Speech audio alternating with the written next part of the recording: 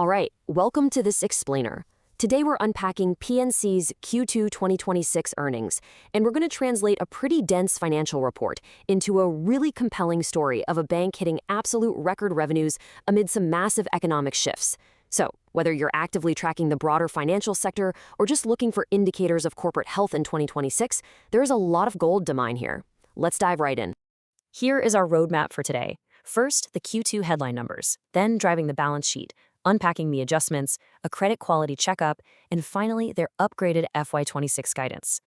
Okay, let's jump straight into Section 1, the Q2 headline numbers. Right off the bat, PNC reported $4.81 in diluted earnings per share for the second quarter. If you've been tracking their historical performance, you already know this is a massive figure. It's a very clear signal to the market that the bank's core operations are highly profitable, practically brushing off broader macroeconomic anxieties and proving real resilience in a complex rate environment. And to put that EPS into absolute terms, that $4.81 translates to $2.1 billion in net income for just a single 3-month period. Just take a second to process that kind of volume. That's $2.1 billion generated in literally 90 days. It represents a 16% jump from the previous quarter and a really impressive 25% increase year over year.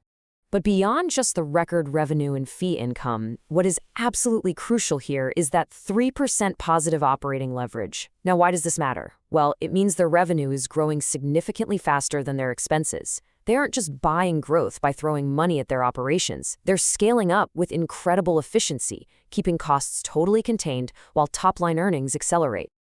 Moving right along to Section 2, driving the balance sheet. So, average loans grew 4% overall, but the real heavy lifting here was done by commercial and industrial, or C&I lending. That segment alone jumped from $211 billion to $224 billion. Interestingly, consumer loans actually dipped slightly, and commercial real estate stayed flat. This tells us a much broader story, which is that corporate America is still eagerly borrowing capital to grow and expand. Now, match that rapid loan growth against their deposits, and a really critical dynamic emerges. Total deposits remained perfectly stable on a linked quarter basis at $457 billion. The key takeaway here is that PNC is successfully funding aggressive, highly lucrative commercial loan growth without having to desperately scramble or pay out exorbitant interest rates just to attract new deposits. They have a rock-solid funding foundation built right in. All right, let's look at Section 3, unpacking the adjustments. Earnings reports can sometimes hide underlying weakness behind one-time windfalls. So we always have to look at the gap between GAAP, which are the standard accounting rules, and adjusted non-GAAP figures.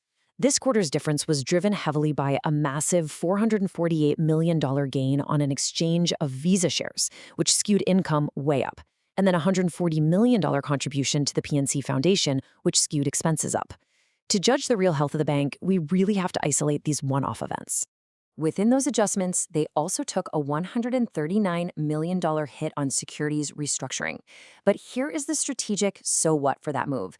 They willingly accepted this temporary loss so they could redeploy roughly $4 billion into new securities with yields that are 120 basis points or 1.2% higher for the future.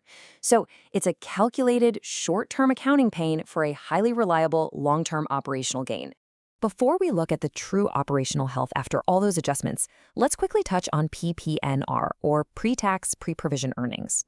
This is a vital metric for evaluating exactly how much cash a bank generates purely from its day-to-day business. By stripping out taxes and the money set aside for potential bad loans, PPNR gives us the absolute purest look at the core engine of the bank itself.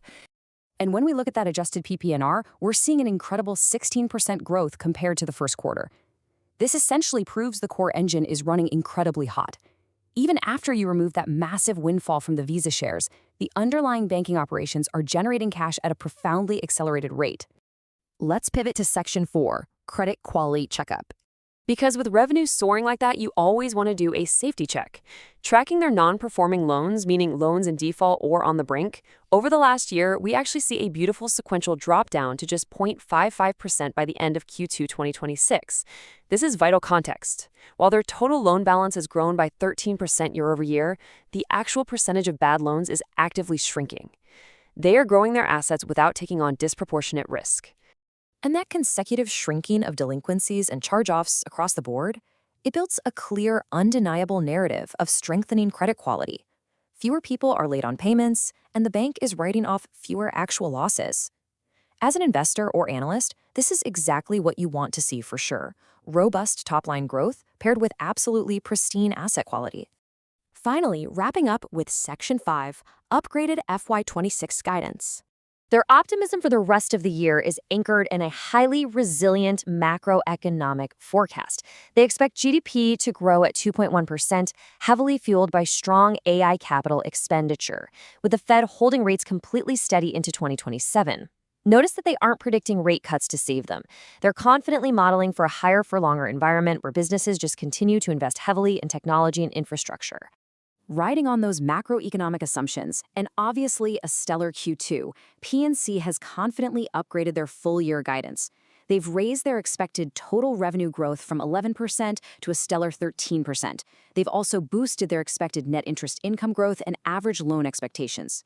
They are quite literally telling the market that they expect this current outperformance to become the new baseline for the rest of the year. So I want to leave you with this final thought. Given their strengthened credit quality, their successful balance sheet restructuring, and these really aggressive new targets, is PNC's record-breaking run just warming up? They've built an incredible foundation here, and the data heavily suggests they have the operational leverage to keep climbing. Thanks for joining me for this explainer. Keep questioning the numbers, and I'll see you next time.